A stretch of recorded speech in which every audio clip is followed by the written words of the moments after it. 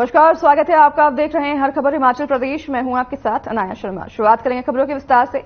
चंडीगढ़ में हुई Congress coordination committee की बैठक के बाद शिमला लौट प्रतिभा सिंह ने चुनाव न लड़ने के तल्ख तेवर नरम होते नजर आ रहे हैं। इस दौरान प्रतिभा सिंह ने कहा कि उन्होंने हाईकमान के समक्ष अपना पक्ष रखा है।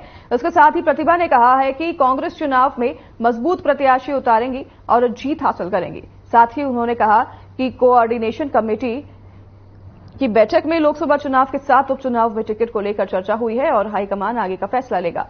उनके सामने चुनाव लड़ने को लेकर कुछ समस्याएं थी, जिसे हाईकमान के सामने रखा गया है। वहीं मुख्यमंत्री ने भी आश्वासन दिया है कि हम मिलकर हर क्षेत्रों का दौरा करेंगे और लोगों की समस्या को दूर करने का काम किया जाएगा। वो जाने बीजेपी किसको ला रहे किसको नहीं, मेरे को इसका ज्ञान ज्यादा नहीं है। मैं तो अपनी पार्टी की बात कर सकती हूँ। What they are doing that is not my concern. हमने अपनी पार्टी को सशक्त करना है, मजबूत करना है। हमने मैदान में अपने प्रत्याशी उतारने ताकि हम ये आने वाले चुनाव अच्छे मार्जिन से जीतें। मानते हैं सरकार को अब कोई खतरा है? अभी ऐसा तो कुछ नहीं है। हाँ, एक संकट का बादल हमारे ऊपर जरूर छा गया था, जिसके लिए हम सभी प्रयासरत हैं, हम कार्य कर रहे हैं और हम चाहेंगे कि आने वाले समय में हम सरकार को मजबूत करें। पहले हम ये मान के चल रहे थे कि शायद जयराम जी भी हो सकते हैं, महेश्वर सिंह जी भी हो सकते हैं, और भी इनके बीजेपी के शीर्ष नेतृत्व भी दावा कर रहे थे कि हम इलेक्शन लड़ेंगे। पर आखिरी मोमेंट में ये जो नाम आया, ये सभी को इसकी हैरानी भी हुई और कई लोगों को ये डाइजेस्ट भी नहीं हो रहा था कि जी हम इतने सालों से पार्टी का काम कर रहे हैं, आप ऊपर से किसी नेता को हमारे ऊपर थोप रहे हैं।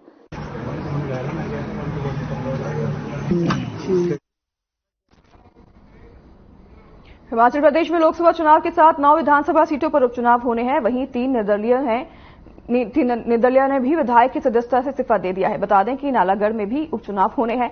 ऐसे में नालागढ़ से कांग्रेस नेताओं ने टिकट की दावेदारी जतानी शुरू कर दी है। वहीं समाजसेवी और सीएम सुक्खू के करीबी माने जाने वाले जगपाल सिंह राणा ने भी टिकट के लिए अपनी दावेदारी पेश कर दी है और उन्होंने बीते दिन शिमला पहुंचकर मुख्यमंत्री सुखविंदर सिंह सुक्खू से नालागढ़ के राजनीतिक हालातों पर चर्चा की। वहीं शिमला में जगपाल सिंह राणा ने पत्रकारों से बात करते हुए कहा कि चुनाव में कांग्रेस को अपनी ही पार्टी के कार्यकर्ताओं को टिकट देनी चाहिए और मुख्यमंत्री ने भी नए चेहरों को मौका देने की बात कही है। साथ ही उन्होंने कहा कि सुखविंदर सिंह को अपना आदर्श मानते हैं और जो भी आदेश उनकी तरफ से होगा वे उसे बखूबी निभाने का प्रयास करेंगे।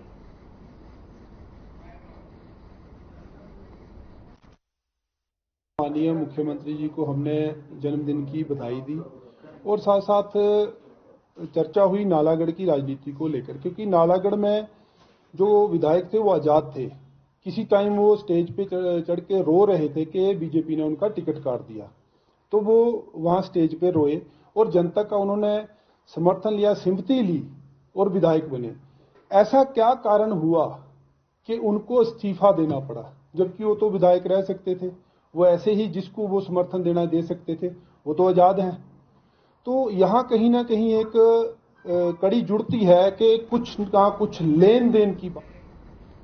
नालागढ़ से आजाद प्रत्याशी केएल ठाकुर के इस्तीफे के बाद पूर्व मुख्यमंत्री और नेता प्रतिपक्ष जयराम ठाकुर समेत बीजेपी के कई नेता नालागढ़ के पेजेहरा में कार्यकर्ताओं की नाराजगी दूर करने पहुंचे। आपको बता दें कि इससे पूर्व चुनाव के दौरान जयराम ठाकुर ने केएल ठाकुर को मंच से बेइज्जती कर उतारा था और कांग्रेस से प्रत्याशी लखविंदर राणा को बीजेपी से टिकट दी थी, जिससे नाराज होकर केएल ठाकुर ने बतौर निर्दलीय चुनाव लड़ा था और अपनी जीत दर्ज की थी। और अब 1.5 साल बाद कांग्रेस में बगावत के बाद आजाद प्रत्याशी केएल ठाकुर इस्तीफा देकर बीजेपी में फिर से शामिल हो गए हैं।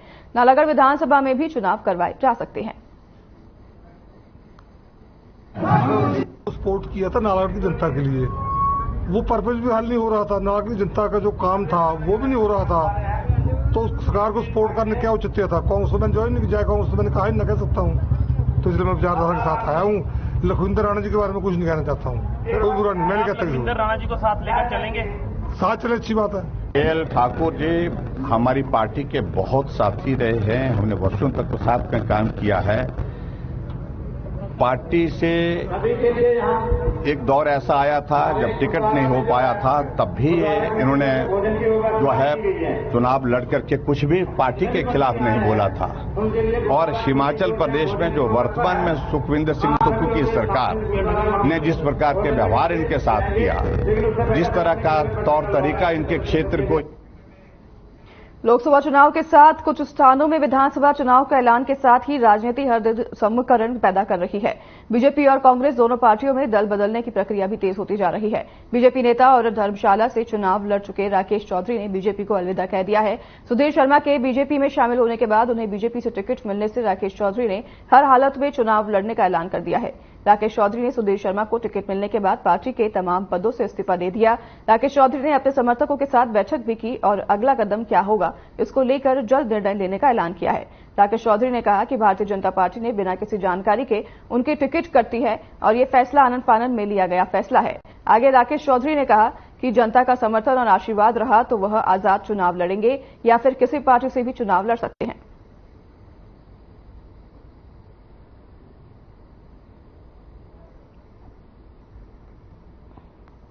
के अंदर और पूरे हिमाचल प्रदेश की 6 जो विधानसभा क्षेत्र हैं जिनके ऊपर ये चुनावी जो एक हलचल सी मची हुई है, उसके चलते क्योंकि भारतीय जनता पार्टी ने बिना किसी कारण हमारी जो टिकट काट दी है, मुझे इस बात का बिल्कुल मतलब कोई मालूम नहीं था कि आनंद फानंद में ये हमारी टिकट काटेंगे। और जहां तक मुझे जानकारी थी कि माननीय सुधीर शर्मा जी को यहां से वो लोकसभा का चुनाव टिकट दे रहे हैं और राकेश चौधरी को धर्मशाला से भारतीय जनता पार्टी का टिकट दे रहे हैं। पता नहीं क्या और किन हालातों में सारा एपिसोड रचा गया, लेकिन बिना किसी कारण के पार्टी की सेवा करते हुए हमने अपनी कोई कसर नहीं छोड़ी थी। पार्टी का पूरी ईमानदारी के साथ।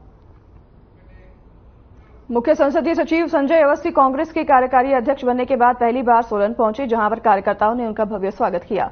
जिसके बाद मुख्य संसदीय सचिव और कांग्रेस के कार्यकारी अध्यक्ष संजय अवस्थी ने पत्रकार वार्ता को संबोधित करते हुए कार्यकारी अध्यक्ष बनाए जाने के लिए केंद्रीय और प्रदेश के शीर्ष नेतृत्व का आभार व्यक्त किया। इस दौरान संजय अवस्थी ने कहा कि कांग्रेस पार्टी आगामी लोकसभा चुनाव और उपचुनाव को एकजुटता के साथ लड़ेगी, साथ ही उन्हें जो जिम्मा सौंपा गया है वे उस पर बखूबी खरा उतरेंगे। इसके साथ ही संजय अवस्थी ने कहा कि वे चुनाव में कांग्रेस पार्टी के साथ एकजुटता से चुनाव जिताने में योगदान देंगे। जिस तरह से तो मैं धन्यवाद करना चाहूंगा राष्ट्रीय अध्यक्ष श्री मल्लिकार्जुन खड़गे जी का और हमारे शीर्षस्थ नेतृत्व श्री राहुल गांधी जी, श्रीमती सोनिया गांधी जी, श्रीमती प्रियंका गांधी जी, श्री राजीव शुक्ला जी, मुख्यमंत्री ठाकुर सुखविंदर सिंह सुक्खू जी सहित सभी देश और प्रदेश के शीर्षस्थ नेतृत्व का कि जिन्होंने मुझे इस महत्वपूर्ण जिम्मेवारी से नवाजा और मुझ पर विश्वास जताया। मैं उनकी जो आशाएं हैं, उनकी जो उम्मीदें हैं, उससे भी बढ़ चढ़कर कार्य करने का प्रयास करूंगा और सभी को एक साथ लेकर एकजुटता से पार्टी को मजबूती देने का प्रयास करूंगा। जैसी वर्तमान हिमाचल प्रदेश की राजनीतिक परिस्थितियां उत्पन्न मनोनीत किया। हिमाचल प्रदेश में पश्चिम विक्षोभ की सक्रियता से मौसम में बदलाव के आसार हैं। वहीं मौसम विज्ञान केंद्र के अनुसार प्रदेश के कई भागों में 31 मार्च तक मौसम खराब रहने की संभावना है। वहीं मौसम विज्ञान केंद्र शिमला के मौसम वैज्ञानिक संदीप शर्मा ने बताया कि 28 से 31 मार्च तक मध्य और उच्च पर्वतीय कई स्थानों पर बारिश बर्फबारी की संभावना है।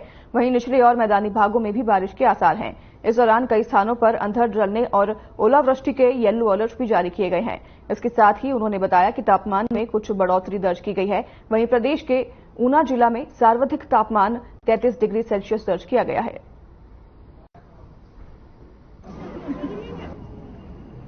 अभी प्रदेश में एक फीवर WD अप्रोच करने वाला है, तो उसके चलते प्रदेश में ऑलरेडी देखिए मतलब क्लाउडिंग शुरू हो चुकी है और 22 तारीख को जो हमारे हाई हिल्स के डिस्ट्रिक्ट हैं और जो मिडिल के डिस्ट्रिक्ट हैं वहां पे 1-2 स्थानों में बारिश होने की संभावना है।